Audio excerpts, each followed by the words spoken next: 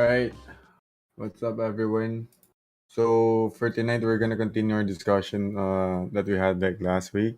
So last week we discussed the basics of like building comps, and for this night or like for today's like bootcamp, we're gonna discuss about what meta was actually used in the alpha season and what the meta is right now as well, since the alpha season is still the same for what's happening right now, and there's just like more axes that are available.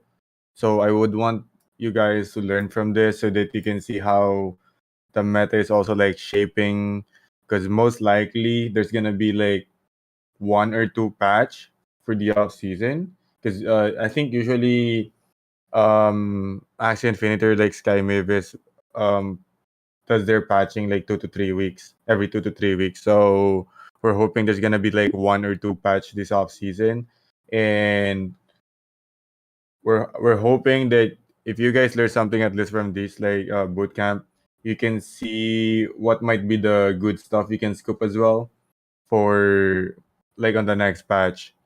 So you can anticipate what might happen as well, and then when you see the balance patch, you can understand what are the good stuff that you could also utilize. So in my inventory right now, there's actually like three meta comps that is really really good with the alpha season and the current off season. And the one that I use is actually the poison. So what's happening right now in in the season is that season meta is that there's probably like three or four like meta going on. One is like the poison comp. One is the stall comp, which is like comprised of either a reptile or a plant like stalling finisher, and hyper aggro comp, usually an AoE or like a front to back with like let's say a bubble comp or the fury comp that we also like discussed in the previous bootcamp. So for tonight, I'm gonna show you the benefits and probably the advantages of using this type of comp. So fortunately, I have the runes and charms that you actually might need if you actually want to play this. There are teams that you can't really play well without those runes and charms. So this is just for you guys to see what like how good the current teams are with the meta.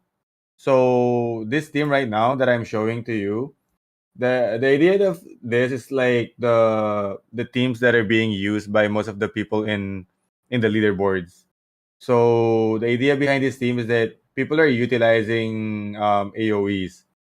So the advantage of like playing AOEs is that since there's like a rune, Bloodlust, and a rune Energy Guru, people are playing their game so fast because there's like extra bonus like damage that you can get from the Bloodlust and extra damage as well from the Energy Guru. And from the Bloodlust, you can also like heal because whenever you attack, you actually steal HP.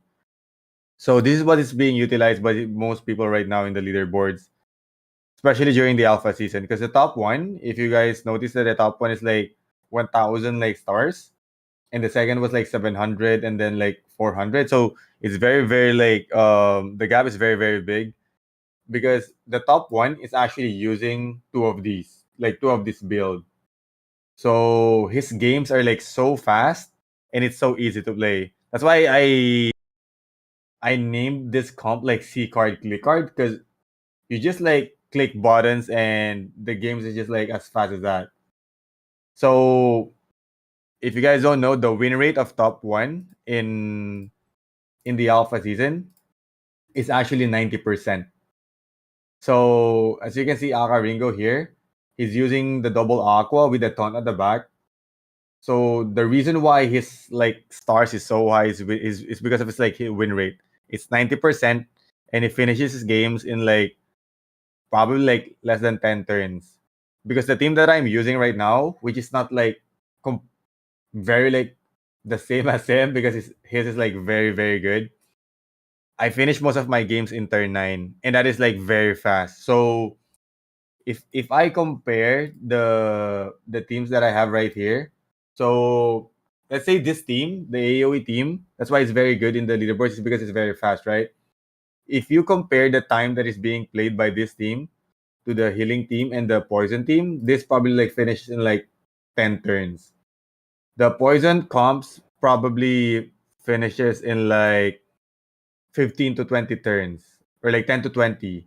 And then the healing comps finishes in like 20 to 30. So basically, if you're playing an AoE comp right now, or like in the alpha season, basically you play like 2 games compared to like 1 game when you're playing this. So the benefit of like playing an aggressive AoE comp is very, very good compared to the other comps, because you play more games, and especially if your win rate is like, let's say, 60 to like 90%, most of the time your stars are just like accumulating and accumulating. So it's really, really good. But not everyone can like play it because it's very like rune dependent. Though you can still like play it before without those runes, but since like it was like the last week of the season, let's say the alpha season, because everyone was just like to get better and better with their runes and charms. The scaling of the game is getting harder and harder, and that's the same story for now. In the off season, because if you can notice, most people in the off season has runes and charms already. As long as you're playing it every day, and you're not that unfortunate, you'd probably get a decent amount of like good runes and charms that you can play. So yeah, so I'm gonna try to give you an example on how this like comp is being played, and then you can see how like fast the games could be as well for this comp. So the idea behind like an AoE comp like this is that most people get like a taunt, like at least one, like the one that we discussed in the previous like bootcamp. There's so much value that you get from getting a taunt because you're trying to spread like damage within your axes. And since the idea of the top one as well is he has like a bloodlust, if if he actually taunts like at least once and heals back using his like bloodlust, it's just gonna be hard for the opponent to come back into the game. Like before the, because if you guys remember, there's a patch in at the last day of the season, right? And before that patch, this guy actually heals by 45 when he attacks with AoE.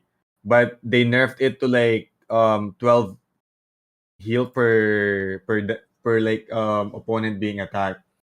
So it's still good. Like if you can see, I heal by 36 here, but before it was like 45. So it's just like overpowered to some extent.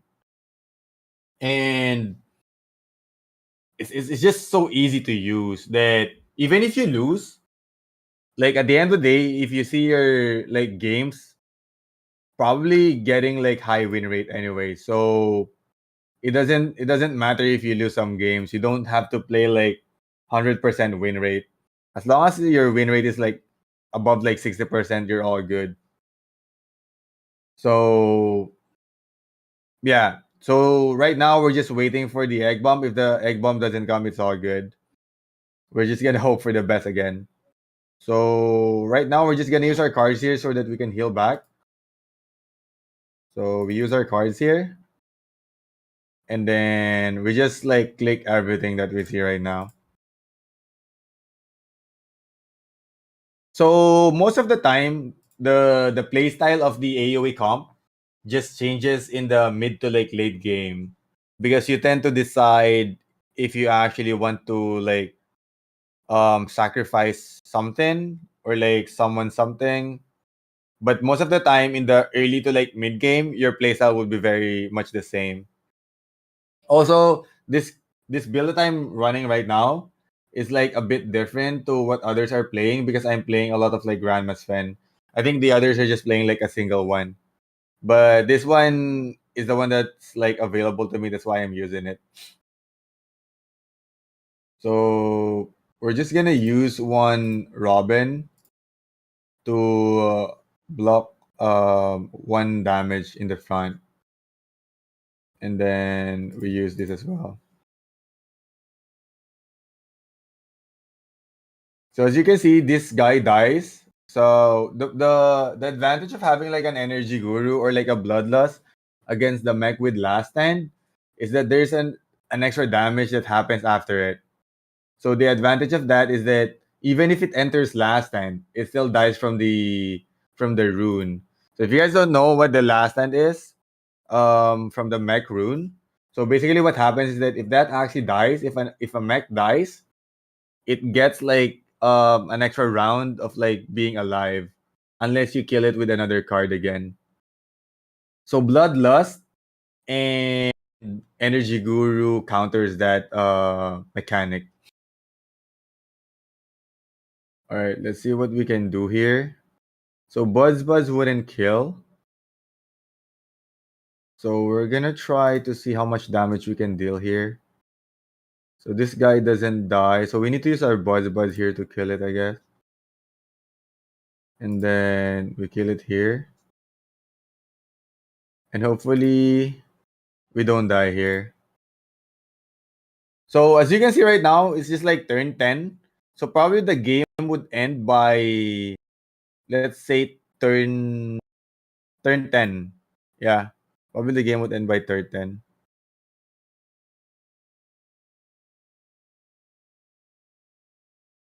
Oopsie. Can't kill it. So we do the body black again. Do this and then shield at the back. Hopefully it doesn't have cards as well.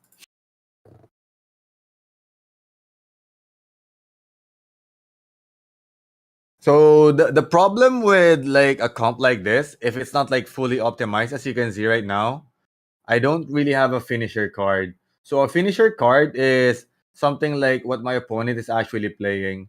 So as you can see, my opponent has a Kestrel here. So finisher cards are cards that you can actually use to like this, like probably like disable your opponent from like attacking. Like let's say a Kestrel, a double talk, or like usually single damage cards. So when playing like an AoE comp, usually you want your finisher card to be on an Axie that you feel like would be the one that's being alive in the like late game. So if we change the horn of this guy to like a double talk, it would be much better. So we do the same stuff. We just use like double Grandma's fan every like turn 1 and turn 2. So as easy as that. So we do this and then we return this one. So the gameplay is just like very straightforward. You're like a bot at some point if you actually remember what are just the do's and don'ts of this comp. And yeah, it's really straightforward. So there might be like other builds like this. Like some people doesn't use the bloodlust guy bloodlust guy in front. Other people who has like let's say a pangolin or like a tankier actually they just put it in front and then they get like a neck bomb here and put the bloodlust guy in the mid. So there are like different ways on how you can actually play this. Really depends on the runes and charms that you can also get. So for me, I don't really have like a good like frontliner in my opinion. Like I was really hoping I get like a pangolin skill so that I can show you guys as well. But yeah, I didn't get it. So I'm just like trying to see what I can do with the runes that I actually have to. But if you have like other comps that you want to utilize with a bloodlust or like an energy guru, feel free to ask it in the chat or in Discord, and we can see what we can do with it. But yeah, for now, when you're playing like an AoE comp, it's very important for you as well to actually get like at least one energy gain so that you can bump up the tempo of your game. Because I was playing this comp, trying different stuff, and I didn't have like an energy gain until today. So This is actually the first time that I'm playing this because I was able to borrow it. But before, I actually have like triple grandma, and I feel the tempo bit lacking at some point. So I tried to ask someone who has a Nemo or like a Cottontail Egg Bomb to lend me. And I was also looking for another like AoE card. So what I usually try to do here is to actually like get probably like 4 to 6 AoE cards so that you can actually utilize all the AoE damage every turn. So let's try to use the Robin first because it's really high damage. Then we eggshell and try feather so that we can heal back. So it's the idea of like building an AoE comp is almost the same with building like a poison comp in my opinion. At least that's how I see it. So remember when I told you like last bootcamp that when I try to build my AoE my poison comp, I try to build it with around like 4 to 6 like poison cards. Reason behind that is that every every turn, I usually want to make sure that I have a poison card to utilize. And it's the same idea when I was like trying to think about building an AoE comp. The idea in my head is that every turn I would want to use at least one AoE card so that you can actually feel the comp being built around it. Because let's say I am playing like an AoE comp, I usually want the HP of my opponent to be like almost the same so that I kill most of them at the same time. But if I can play like if there's a round which is like very unfortunate that I play like all single attack cards, I'd probably kill the front like very fast and I wouldn't be able to utilize cards like this. Like because I wouldn't be able to hit like 3 axes anymore. So that is the difference when you're playing like um an AoE because an AO usually during an AoE like uh comp, you always want to utilize like the cards being able to hit like 3 axes. But if you quickly like kill like 1 axis, you don't utilize the AoE anymore, in my opinion, because you tend to lose like 1 damage output every time you use that card. So yeah, as you can see, as long as I was able to summon like an extra damage card from the Robin, because the Robin adds like 12 damage per hit, my damage just like ramps up. That's why it's really really good at this point.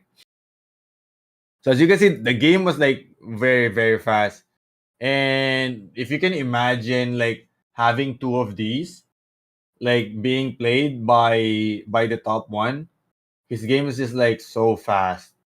And if you actually like play against him and you actually try to damage his like front or like mid quickly, like let's say you damage his like front or mid by like 100, but as soon as he actually like taunts to the back and then heals back again, you're actually gonna be like demoralized to see that you actually did nothing for like 2 or 3 turns.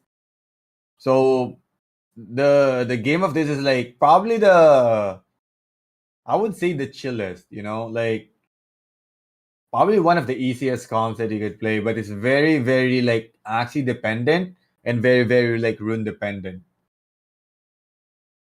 All right, so we do the same stuff. Usually, I'd want to use the Robin because the damage output is just really high, especially that he doesn't have any like AoE cards.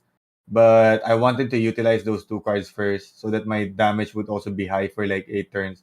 So if you guys don't know, the card Grandma's Fan actually stacks, but it doesn't stack the percentage of the vulnerability, but it stacks the duration of this. So since I use like two Grandma's Fan, the duration would be like 8 turns. So that would be like very, very long because that would be like 4 turns of me attacking as well.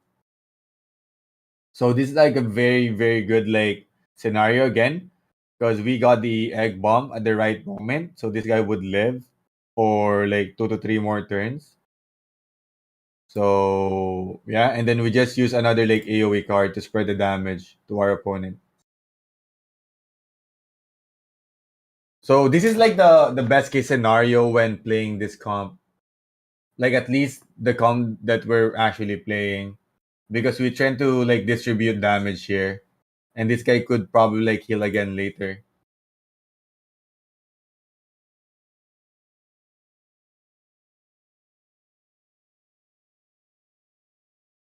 So yeah, if you also can see, my opponent doesn't have much good runes and charms, but it doesn't mean that he's actually gonna lose, because the beauty in playing like Origins is that it's also very like draw dependent.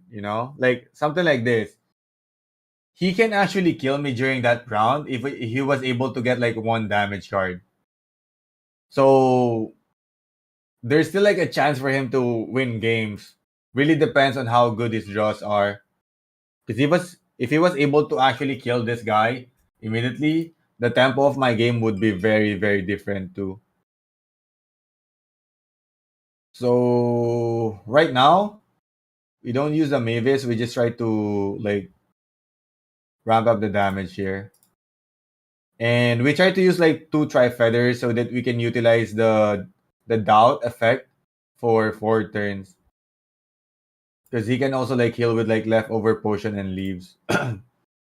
And that might help him a lot too. So he was very lucky again to get the carrot from the second deck. So that is the part of the game that you can really control when your opponent actually draws like good cards too. So what we can do here is to actually use a body block again. Like put one Robin here, and then we try to utilize the other one by putting it here. Since we have a Nemo. So we just use the Nemo now and then ramp up the damage of our Axes. So as you can see, we have like very good damage there because we get extra damage from the Robin. So Robin adds like 12 damage each. And as far as I can see, the effect of it also stacks. So it's pretty nice. And this is the best scenario for us right now because he taunted at the mid. That means we can spread the damage better. So now we just try to actually kill our opponent.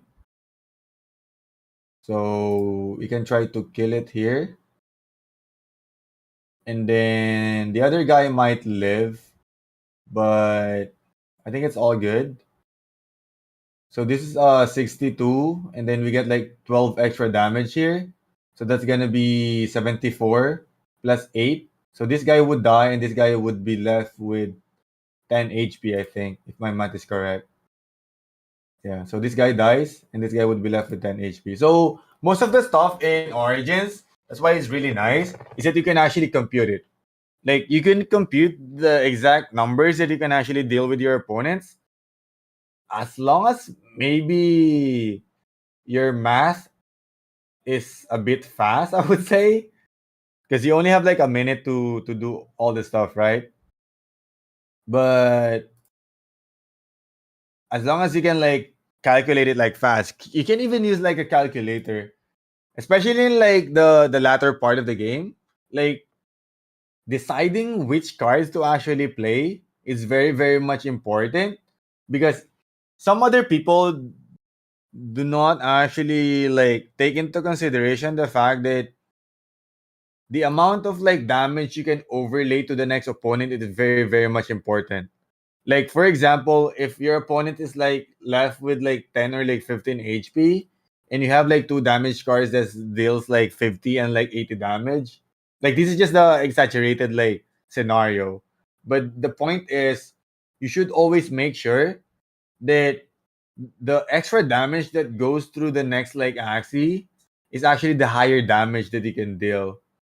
And in like tight games, it's also like very, very important because even if you do not like realize that in like the current like turn, it might be very, very big in the next like 2 or like 3 turns. So when playing Origins, like this is what I always like tell people, like because there's like um two parts in actually being good with Origins, in my opinion. The first part is actually tier crafting or like making your deck.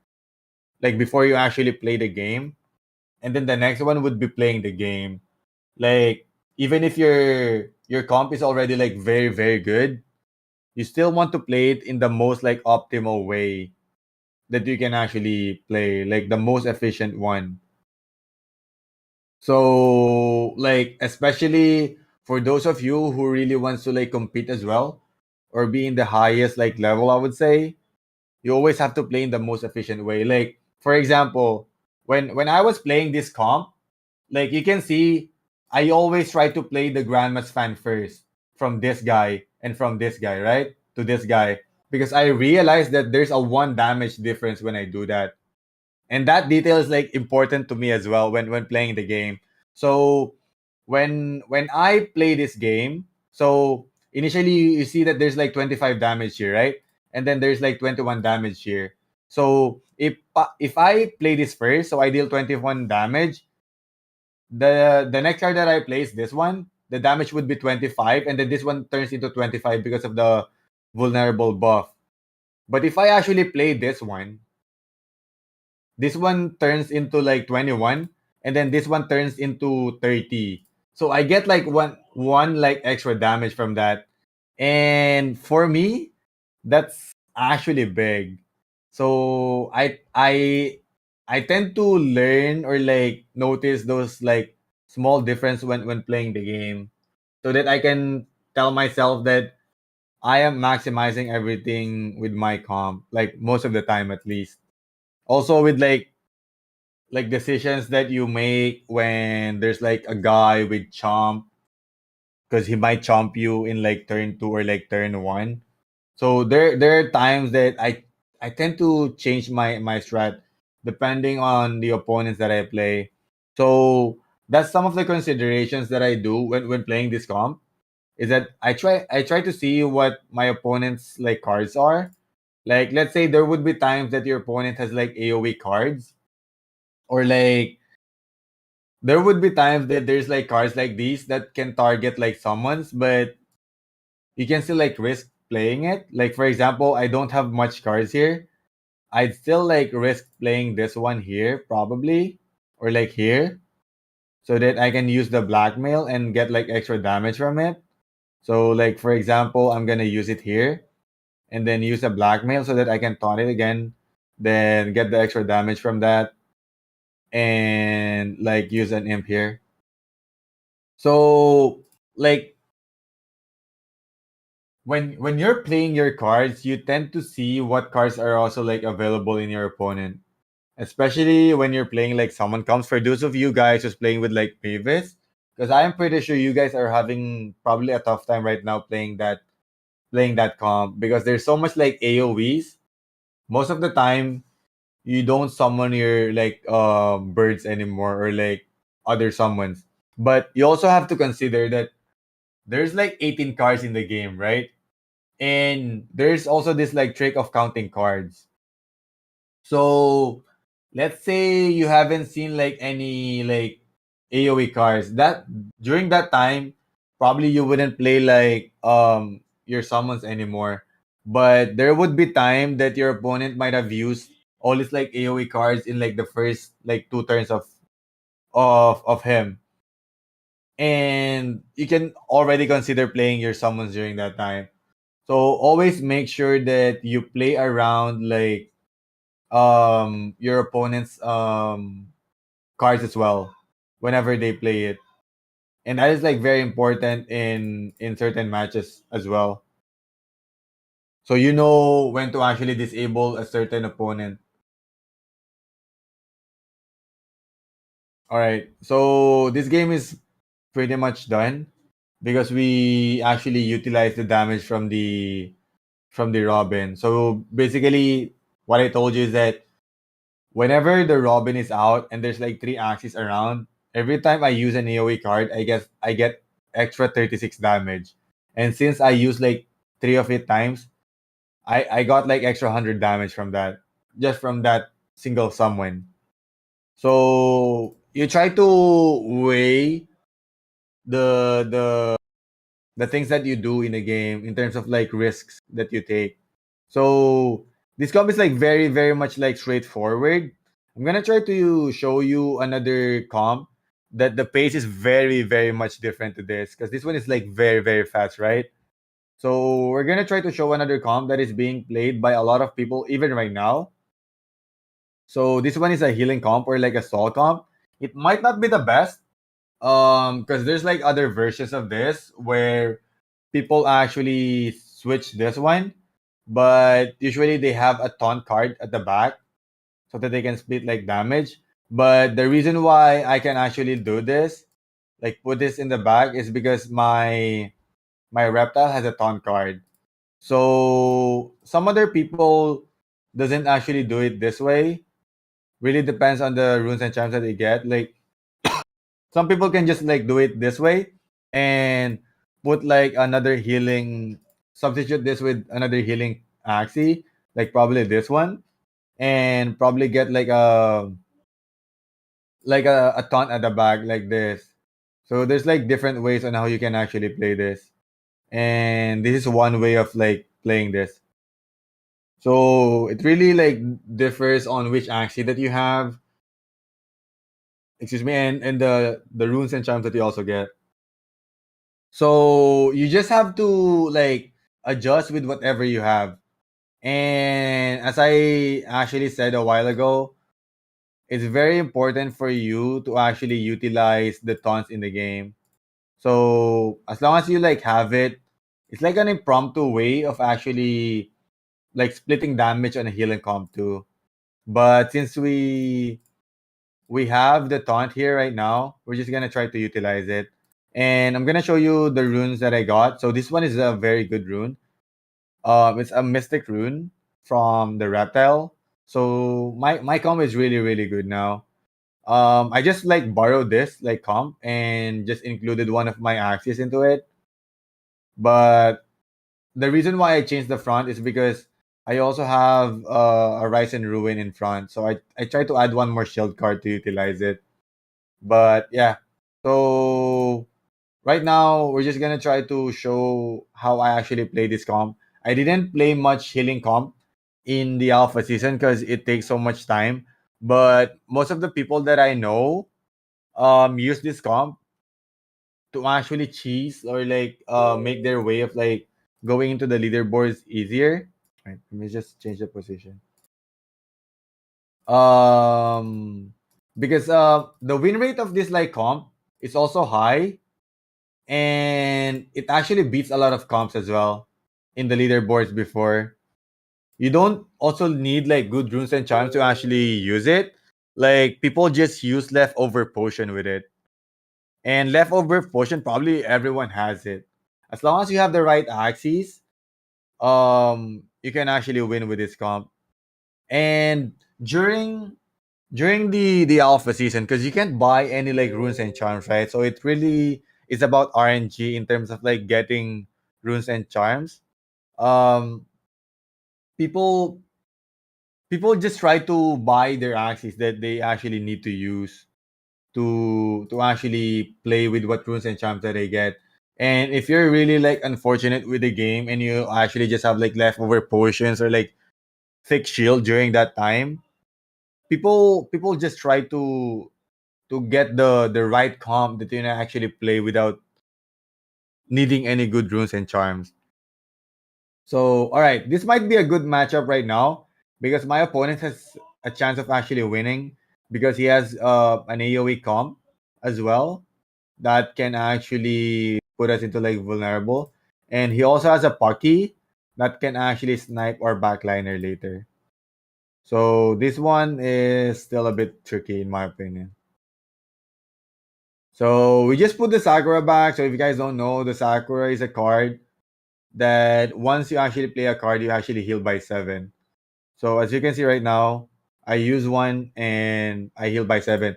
The people right now that adjusted with the balance update from the previous season, they actually added like 2 cucumber slice and removed one Sakura from their team. So what cucumber slice does is that it adds like a healing boost to your team. So as you can see, there's a healing boost that you can see here. And what it does is that even the Sakura gets benefit from it. So basically, once you put a lot of like healing boost, you actually boost the Sakura a lot too. And it's very, very like important in this comp. So right now, there's a chance that our frontliner would die. So we either use the wall gecko, or we can actually use like our front cards to actually just shield this up, since our front Axie has like a rise and ruin anyways. So we're gonna try to utilize that because I don't think we need to use the wall gecko yet. But there's another approach there. So since I'm not like very, very experienced with this comp yet, I could either go with the wall gecko play and use one healing or one shielding card to it. But I just tried a different approach so that I can test what are the do's and don'ts of this like comp as well. So basically I'm still trying to figure out the most efficient like plays in this comp too. So right now, we definitely need to use a cucumber slice or like at least heal this front liner. So we either use Scaly Spoon, Rosebud in front, and then save a cucumber slice for later. So we need to check our cards here. So we have 3 healing cards that we can utilize on the next turn. So what we're gonna try to do is use a cucumber slice right now. And then we also try to heal this guy in front. Hopefully he still lives. So this might be very, very close because we're also like vulnerable. So this guy might die if he has a lot of like single damage cards. But this is the gamble that we're doing. And he also like has like 4 energy because of the shady exchange. So yeah, if he has like damage cards, we might actually die here now. But it doesn't matter that, I mean, it doesn't mean that we already lose the game. Because as long as we have like our backliner, we can still clutch this game. So what we can do right now is to actually heal again, I think. So we just try to prolong the game and get a lot of like healing boost here. So we do this, and then we heal here again, and then we defend the front. So when you're trying to play this like healing comp, your goal, like this is what I learned from my teammates as well and my friends who is actually playing in the leaderboards too. The goal of this comp is to actually stack a lot of like cucumber slices. And that is the reason why some people actually use 2 cucumber slice for their teams. So this one is a bit tough because there's cucumber slice and there's a chance that our opponent kills us this turn. So what we're gonna try to do is to actually utilize the cucumber slice again. Like we have to gamble it because we can't really play like double of this card and 1 mosquito because I think the cucumber slice is more important. So we're just gonna risk of like this guy tanking everything the next turn. So we use cucumber slice here, and then we try to put the higher shield here in front. Hopefully, he doesn't pocky our backliner. Because if he pockeys our backliner, we might actually die. But I think he's gonna gamble it if he has it. Alright, that's still fine. The damage is being split right now. So he goes through the front, and we probably still live because he only has 3 damage cards left. So even if he has like 2 energy, he's left with 1 card. Because he already used like 4 cards there. So what he did during that turn, so if you can like analyze it quick, he used like 4 cards, but he still has 2 energy, right? So that means his last card is like very important. That's why he saved it. So he returned the last card that he has. I'm not really sure what card is that, but it might be a Rosa. It might be a Rosa card. Might be a Rosa or a Tri-Feather because that's his like high valued cards right now. So we still like defend here. So we try to kill the bird because that might kill us again later. And then we try to defend this guy. Yeah, and then we defend it again here. So as you can see, my HP was like 344 to 357 in one card. And you know that Sakura only heals by 7, right? But because of the healing boost, it actually healed by 13. So the healing boost is like really, really, really good for that season. If you guys notice how much like healing I got from that. So this is the perfect scenario for us because we got the wall gecko. We're just gonna wall gecko this turn so that we can taunt it and then we shield back. So we don't really need to use the Frizzard for this turn because we can stack like high shields here and he wouldn't be able to mostly deal damage here because it's like 150 shield. So next turn, hopefully we get the pumpkin and that soon. I mean the pumpkin or the cucumber slice and heal back here. So he's trying to stack the vulnerable right now, and he's trying to utilize that for the next turns. But as long as we can like keep this healthy, and this one actually dies, I think we don't have a problem for this one.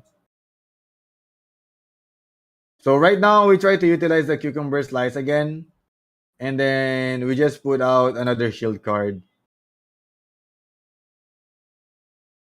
So basically, we're in the end game already.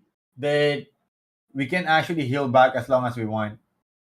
So as long as the thing with the healing comp as well, like this one, people doesn't notice much the value that you get when one of your axes die as well, like immediately. Because that means that the banished cards gets like taken away quickly. And when there's only like two axes left with you, your cards cycle better, so that you don't get like revenge cards anymore. So as you can see right now, I don't have any revenge cards anymore, and I just try to defend every time. So we just try to put like a rosebud here because we don't need the cucumber slice anymore, I think. But we can also use that. We can use cucumber slice, I think. All right, we use cucumber slice here, and then we use red ear for the shields. Because we still have a doubt that turn, so we just try to utilize the shield. So right now, even if he kills our guy here, we're left with like cards here on our reptile. So we're in a good spot right now. Because I don't think he has much like single damage cards to actually kill us. So we just wall gecko again and then heal ourselves with Frizzard. So as you can see, that is like 170 to 318. So that's like 150 heals from just a single card. And that is actually boosted by the fact that we're using a healing boost. Because if you can see right here, Frizzard only heals by 80. But since we have a healing boost, it heals by almost the double of its like value. So that is the reason why healing boost is very important when playing this comp. So when you guys are trying to build a healing comp, I would suggest you like right now, the important cards that you need to get is like cucumber slice. Right, a cucumber slice, one Sakura. If you're using what do you call it? A reptile, probably a Frizzard, because that would be very good in like the late game. And what else? Rosebud, cucumber slice, frizzard. You can also get like timber or a watering can. Both of them are nice. And what else? If you don't have a gecko taunt, try to get taunt cards like cactus, egg bomb, cattail. That's on the tail, and ant, which is also on the tail. So those are the options that you can get if you don't have like good runes and charms in the game. So when you're trying to build comps, you can always build comps with like bare runes and charms, especially the healing comp. People think that the healing comp is like dead, but it's still very, very good. You just have to find the like right axis with it.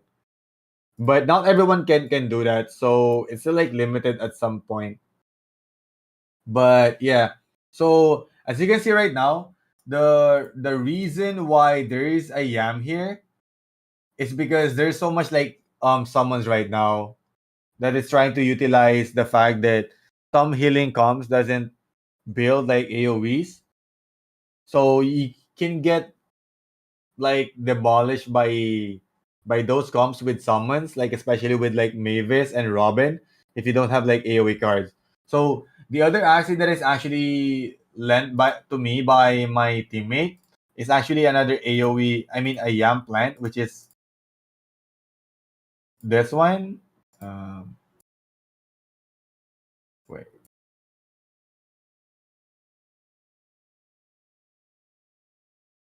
So he actually lent me this one. So as you can see, these are the cards that I told you a while ago. That is very, very important in the game or in the healing comp. You can see a Yam here. You can see a Yam.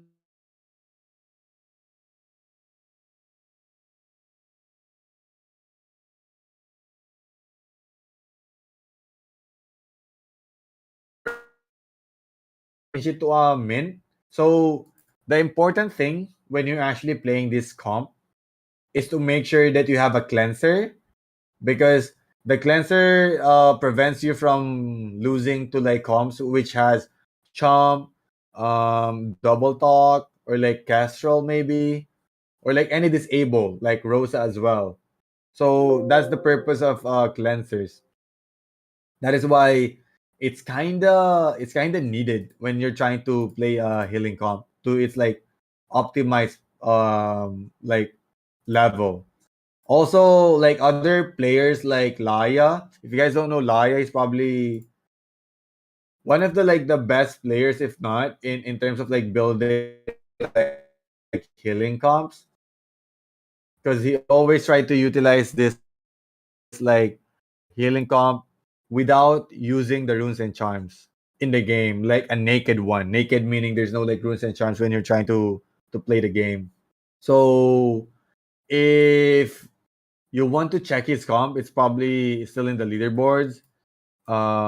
His name is like if you want to check his comp, you can check it in Axie that management. His name is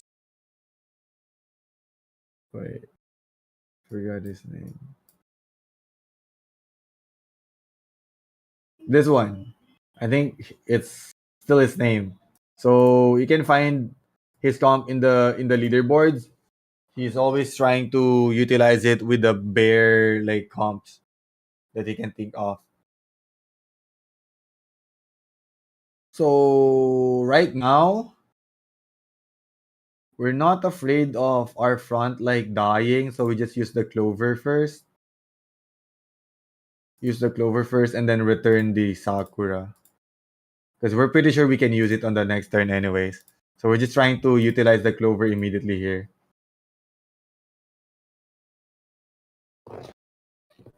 Unless he gets like a double talk. But we can just like return the Sakura. So it's not a big deal.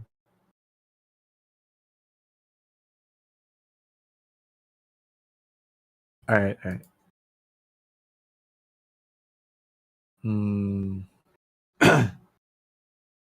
Alright. We actually what did he do? So he put a secret in front.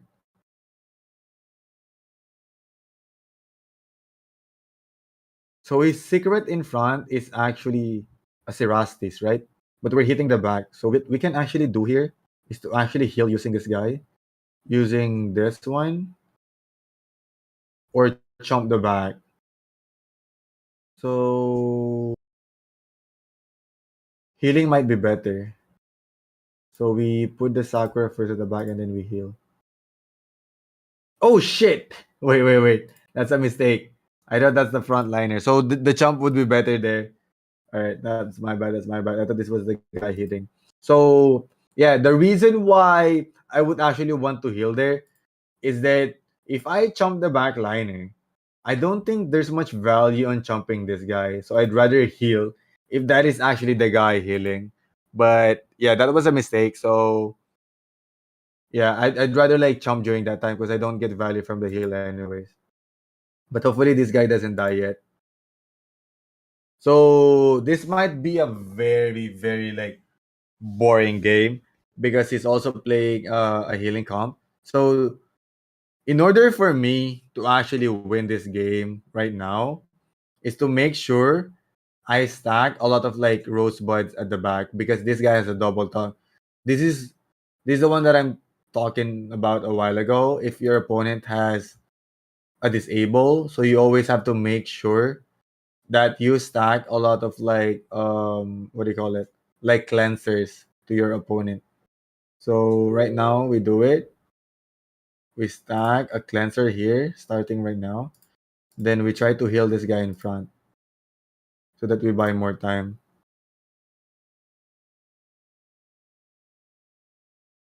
So yeah, this is like one of the reasons why I didn't really like playing the healing comp in the alpha season.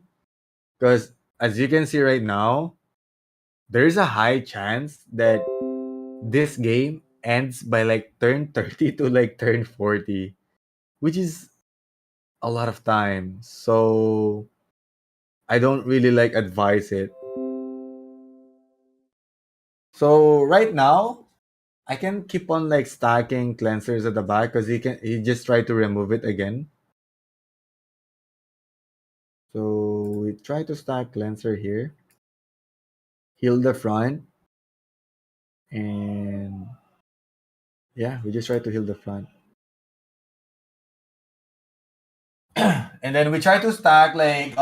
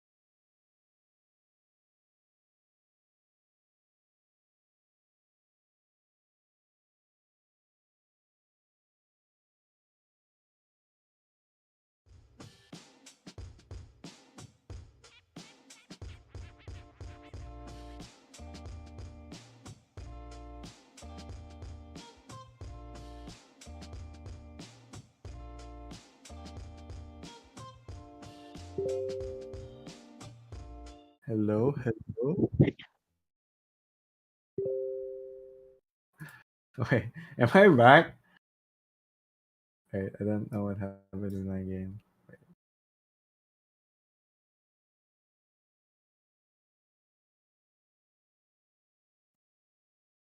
Don't worry, the game is like very like long. I think it doesn't matter if we get disconnected.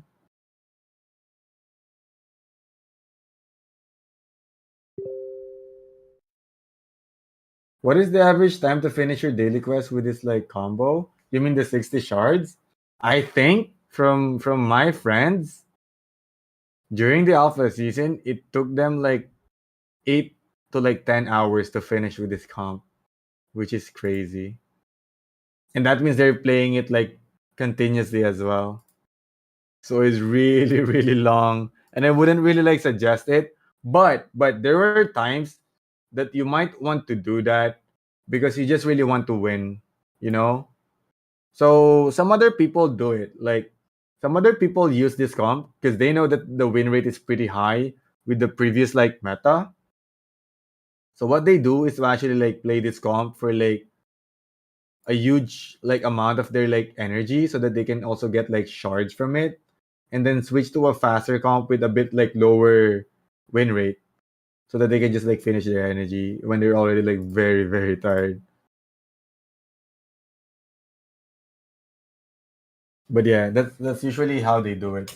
Also, I needed to remove the goo in my deck because that might be a problem for me later on in the like late game. So in the late game, the thing that we need to do in order to like win this game is to actually like what I said, stack a lot of like cleansers, stack a lot of like healing boost, and to make sure that our deck is very clean, that it doesn't have stuff like this, you know. So yeah, that might be a problem later on. So I can do wall gecko here and rosebud the back. Then either I can do like clover or like remove the goo. So yeah, I can wall gecko here. Put a rosebud again to stack more cleanser. And then either of the two, to be honest. Hmm. We want to use clover for like one extra leaf. Maybe. Yeah. Put it in front. Because we only need one stack anyways. After the taunt, we can sacrifice this one. Bye, DC.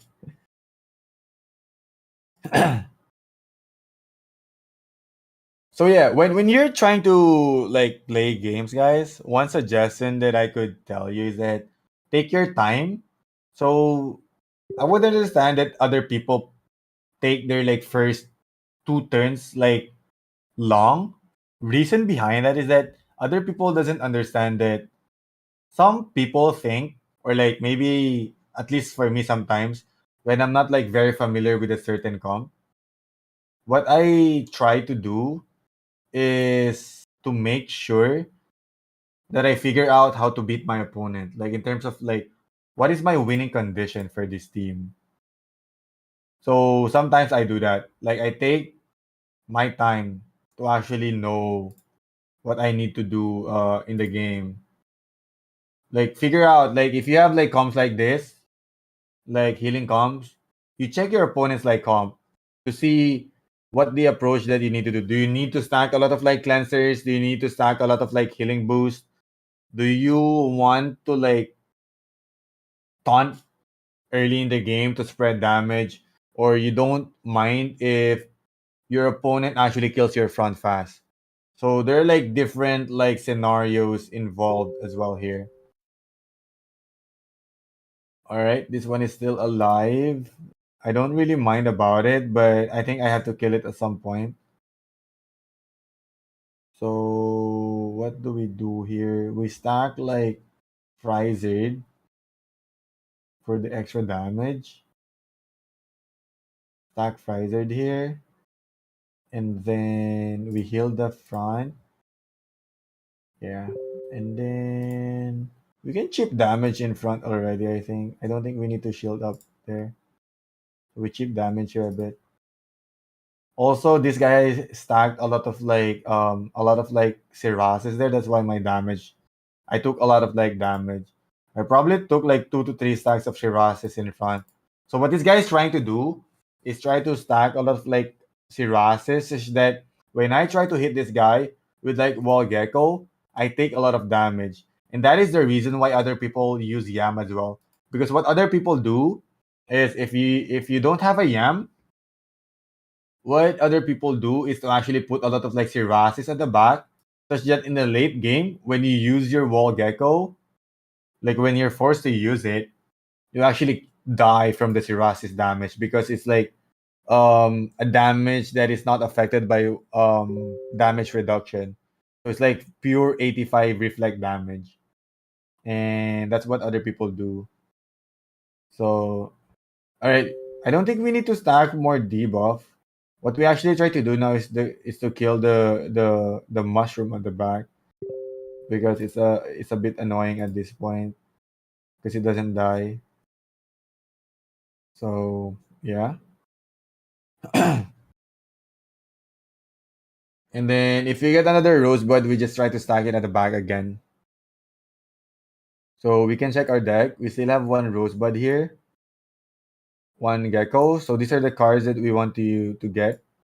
and probably this one because this one also heals because of the Rise and Ruin. So since it's already like turn 20, we actually want to use our Wall Gecko already because the damage of the Blood Moon is already like getting higher and higher. And if you guys don't know, the Wall Gecko actually reduces the damage of the Blood Moon as well. So it's very important for us to utilize that at this point. And this guy would also die soon. So we didn't get it. Right now, what we need to do is actually heal the back. So this guy would already die because of the Blood Moon. So we heal the back. Um, I think we need another like healing card later. So I Scaly Spoon this guy to defend it. And then maybe just to be safe, we try to return the Tricky here. So that we can heal back for sure later, even if this guy dies. Because if this guy dies, we would lose like 1, 2, 3, 4. I 1, 2, 3 cards. And we might lose like healing cards. So it's important for us to secure a healing card for the next turn. Because what we're gonna try to do here is to use Wall Gecko and Tricky if we get it. And then use our Rosebud probably. So that is our play. So when you're trying to play the game, you try to figure out what you're gonna try to do on the next like turn already. So this guy is sleeping, so we can't really like use it. We just try to use like Wall Gecko here for the extra tankiness, and then we heal. And then since this guy is already dead, we just try to use the goo here so that it's removed from our deck. So best case scenario, we get like healing cards on the next, because at this point we're in danger of like not healing just because we have so much cards in our draw pile for the next turn. So we have a total of like 17 cards for the next turn, and it's RNG if we can actually heal or not. So I think this guy is already dead, and we just need to hit this guy once for it to die too, because he didn't use any like shield cards. All right, so this guy didn't shield up. Um, we can try to just use all the cards that we have right now, and we're banking on the fact that we have Sakura to heal because the damage of the Blood Moon would go through us, right? So the Wall Gecko help us there, and the Sakura help us to heal so that we don't die from the Blood Moon. So that is still like a close match in my opinion. So yeah, Giyu is here too. You guys have any questions with the team that I'm using? So maybe you guys are trying to build something like this as well. For your like next like team or like for the upcoming season. Because I think this one is still like viable for the next season. And honestly speaking, you don't need much resources to actually build this comp too. There's a lot of like variation of this comp that could actually be built with the current axis around right now. You just have to like figure it out. So what do we do here? So this guy will just use a tri-feather soon. There's no point for us on using the rosebud because it's gonna be removed immediately. So we just try to use the Sakura quick here.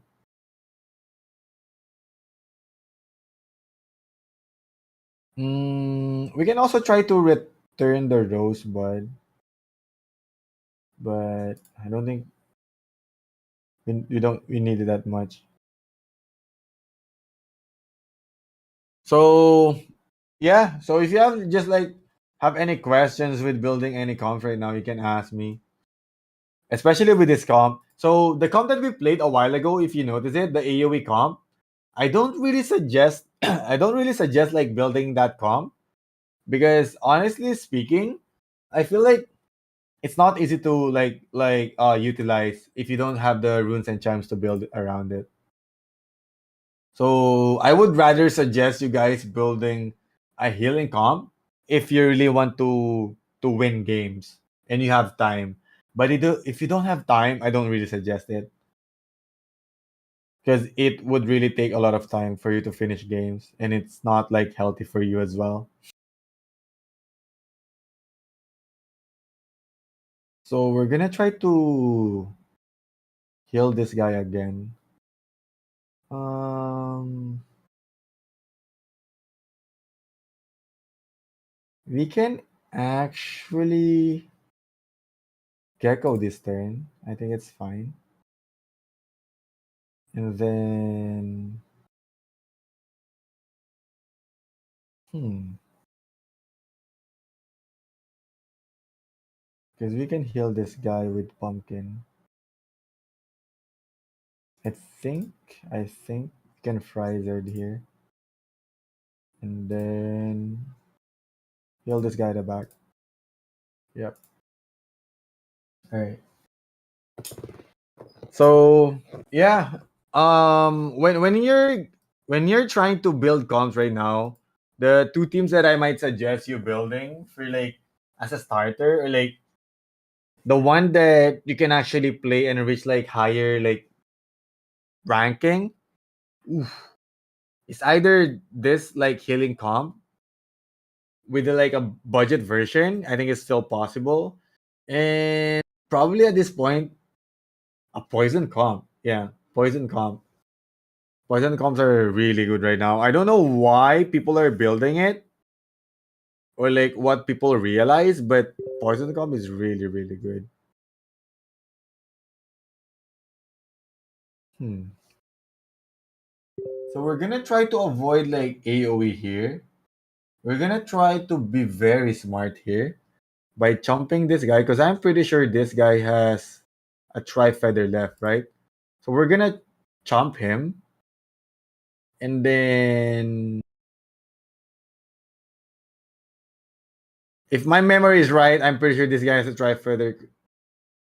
So we're gonna try to utilize the clover here, and then we're gonna heal here as well. So, I'm not really sure, but I feel like I haven't seen the tri feather yet. So yeah, I haven't seen the tri feather yet. That's why I chomped this guy because the only way, the only way for our clover to die is to actually with this guy using a tri feather or yeah a tri feather, and he if we chomp this guy, this one is pretty safe. That's why I was able to use this. So this is the part of the game where I tell you that counting cards is like very important. The only risk that we had there is if this guy has a confident and he removes that stun. But I took that risk. I'm not even sure if he already used the confident in that round. Yeah, I didn't use any confident yet. So that's still like a gamble that I did. All right. So we can just like chomp this guy again. Let's be annoying so that he can use the tri feather. The only problem that we have right now is if this guy uses a chubby again. Other than that, I think we're all good. And then we can heal in front. And I think I'm gonna use a rosebud at the back so that I can put a cleanser just in case we goes into the late game with this guy having a double talk. So he can remove it with tri feather. So we need to stack a lot of like rosebuds on that guy. Way too good.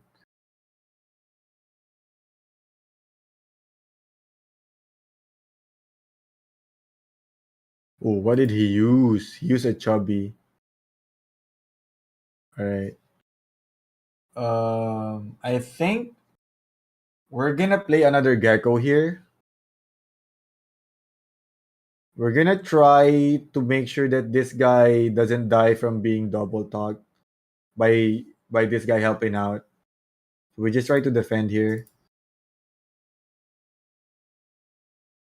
So this one is still like very very close because most likely this guy would reach a rage mode soon, and it might be the reason why we're actually gonna die.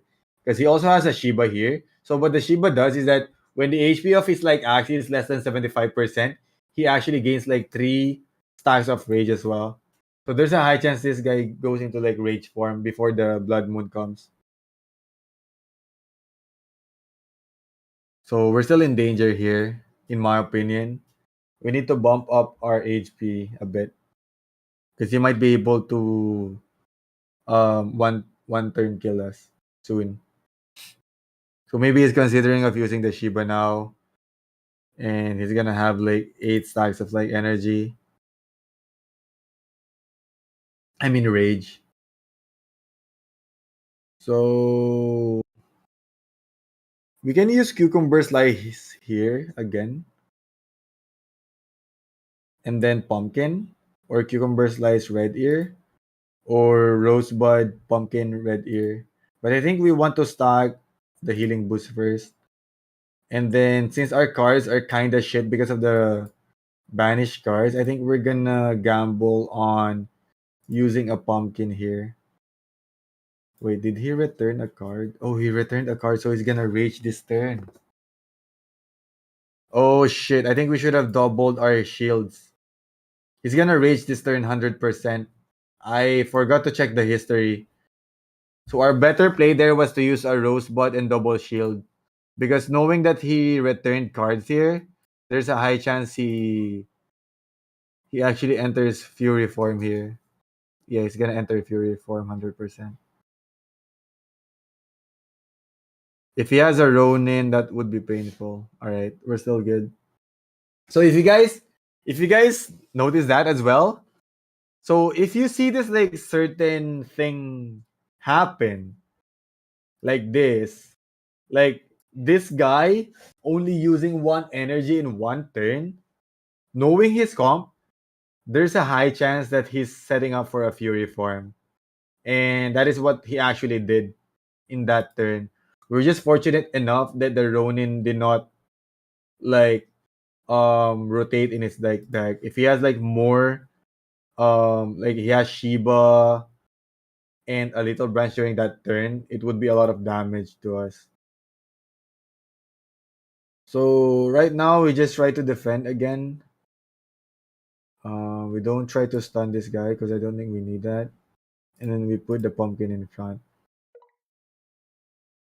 So we're in a good spot right now. Reason behind that is that because he's already like entering like Blood Moon, and he already uses like first set of like Fury form.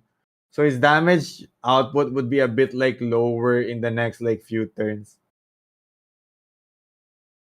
Alright, that's good. We got like Cucumber Slice. We're definitely gonna use that to bump up our like healing boost in this game. And see what other card we can have. So we don't actually need to taunt immediately, I think. Because we can just utilize our cucumber slice here. And then we just use a red ear in front for higher shields. Yeah. Because there's an option of like using a wall gecko and double shields at the back. But I am thinking that I'm already filtering out all my banished cards, right? So the next time that this front liner dies, it's already my next set of deck. So basically the reason behind my decisions is about like checking checking my the health of my deck, like in terms of the banished cards. So the thing that you don't want to happen is that in a single deck, you don't want two sets of like banished cards revolving around it, because that would be like very hard for you in terms of like getting good cards in the next like turns, I would say. So we need to put a rosebud at the back. And then it's gonna be very hard for us to use a clover here. So what we're gonna try to do here is probably use a mosquito to put. Oh, I didn't check that history again. But yeah, so what we're gonna try to do here is like prolong the game. so that we get all the banished cards out, and then hopefully we get the next like wall gecko, and this guy dies at the same time. So we're just trying to see the best case scenario that's gonna happen for us right now. So best case scenario, we get our wall gecko early on the next deck. Because you can see the next deck would come out soon. And this guy would die in this like turn. So we didn't really get it. We're just gonna try. I think so. The problem here right now is that we might get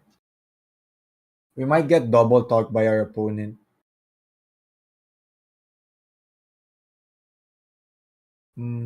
Yeah, we might get double talked by our opponent, but I can't really save this guy anymore. So let's just hope for the best that we don't get double talk here, because I don't think I have a cleanser remaining here. Oh, this would be close, because if he double talks me here, I wouldn't be able to use anything. Ooh, this one is close, but I think I'm still gonna win because he dies from the blood moon from his turn and my turn. So he needs to damage me now. If he doesn't, I think I already win because of the blood moon.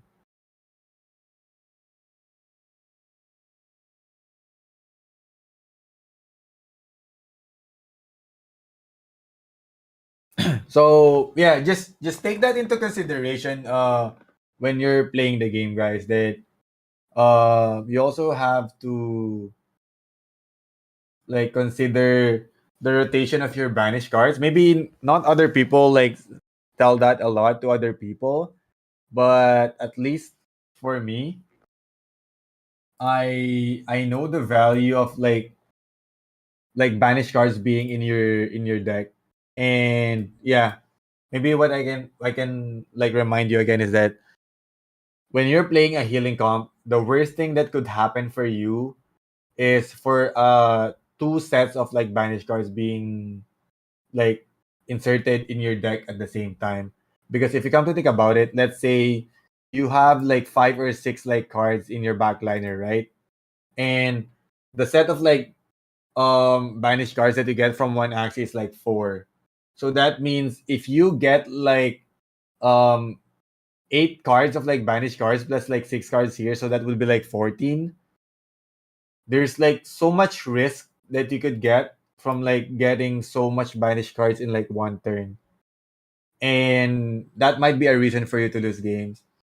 So if you can like take into consideration those kind of stuff, it would increase your chances of like winning in games, especially with a healing comp.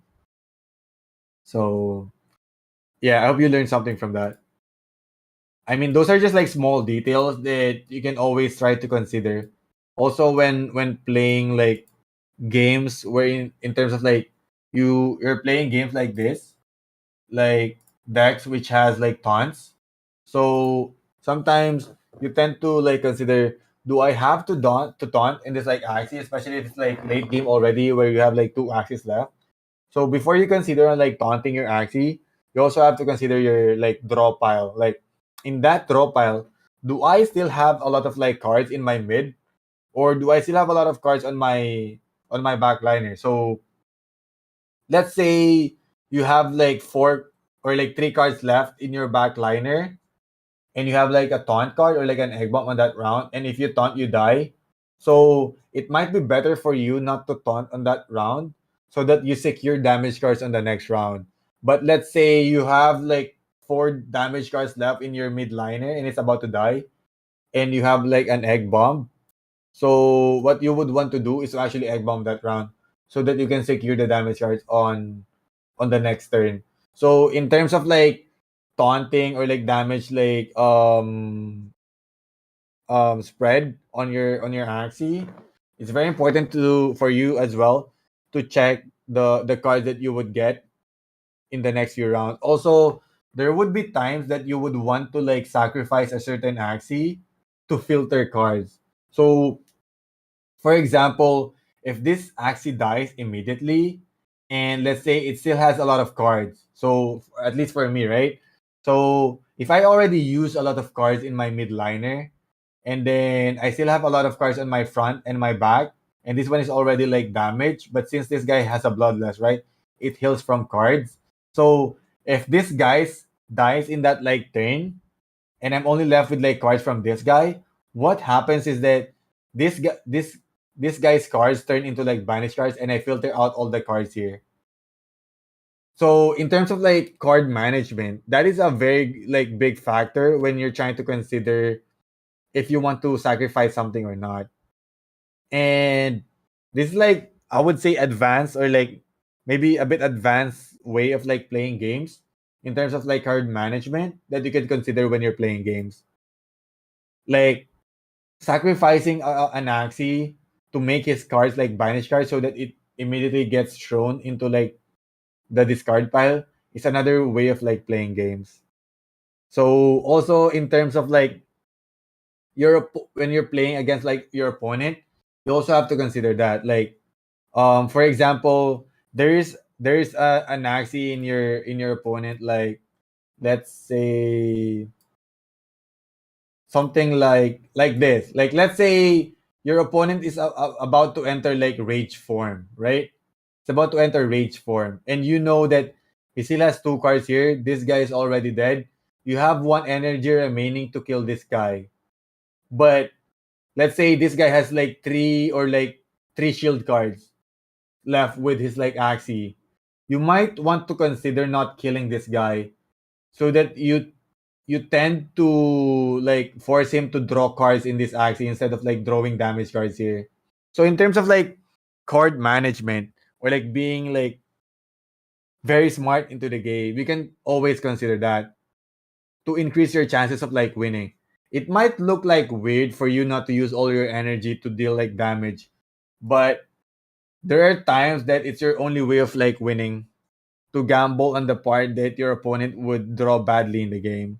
So I do that in some of my games, especially against like very like um close games, when dealing with like rage comps, or like those other comps that has like high damage cards in their like backliners, and you're just trying to split the cards between them. So when people are, it's the same like concept when you're like playing like all right, it's the same concept when you're playing V2, right? So if you remember, other people doesn't kill the opponent's like frontliner immediately when playing like V2. Like say your opponent frontliner has like 50 HP left, and you have the chance of like killing it with like two energy. Some other people doesn't kill it. Reason behind that is that they want to utilize the cards being drawn to that guy.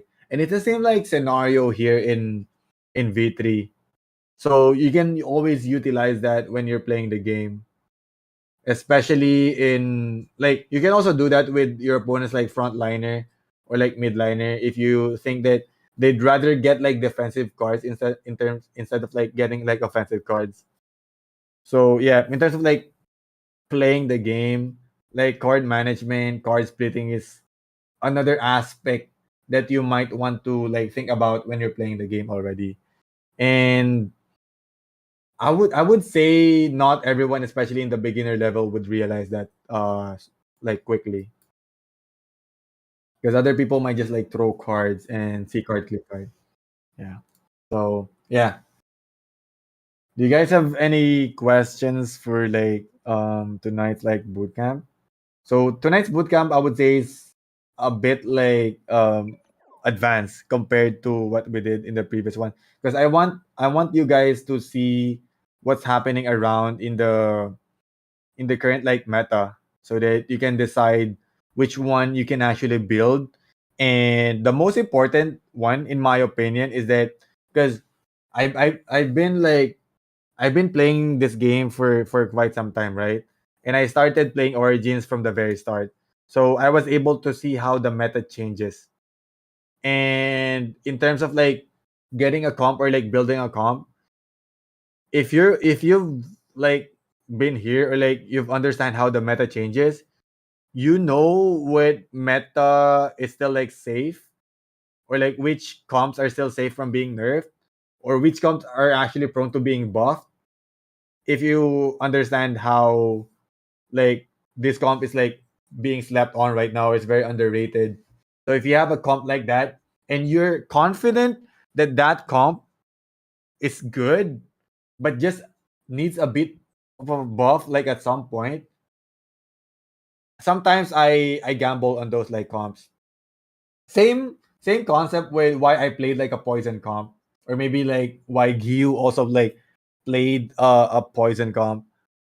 Because the thing is, I don't think like the poison comp is a comp that would be like nerfed soon. I would rather consider like other cards being buffed than poison being nerfed.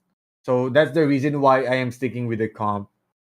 And it really depends on how you actually experience the meta being like changed in the past like few weeks. So yeah, I hope you guys got a bit of like understanding of what are the metas right now. Basically what I said a while ago, currently the poisons are actually having a good like, I don't know, like attention. And then the AoE comps is still like alive until maybe it gets like nerfed or tweaked a bit. And then the stall comps, the healing comps. So if you guys didn't know, the shield comp, the shield version of this is kind of dead right now because the thick shield is fixed. So that is how the meta changed as well. And people are just like adjusting with the changes anyway. So as long as you can adapt, it's to your advantage, I would say. So yeah, you're gonna miss V2, that's all. I don't really miss V2 that much. I'm very addicted to Origins. But yeah, if you guys have any questions, feel free to ask it right now. Especially if you're trying to build something. So yeah.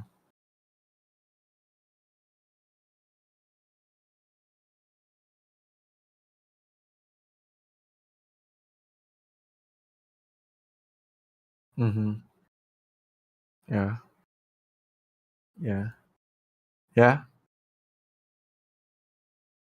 Mm-hmm.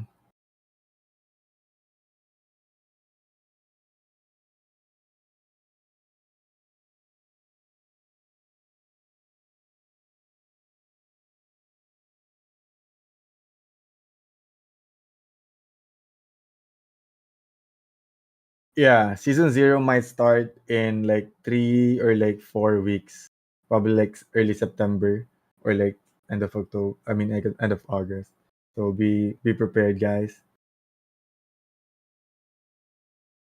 Yeah.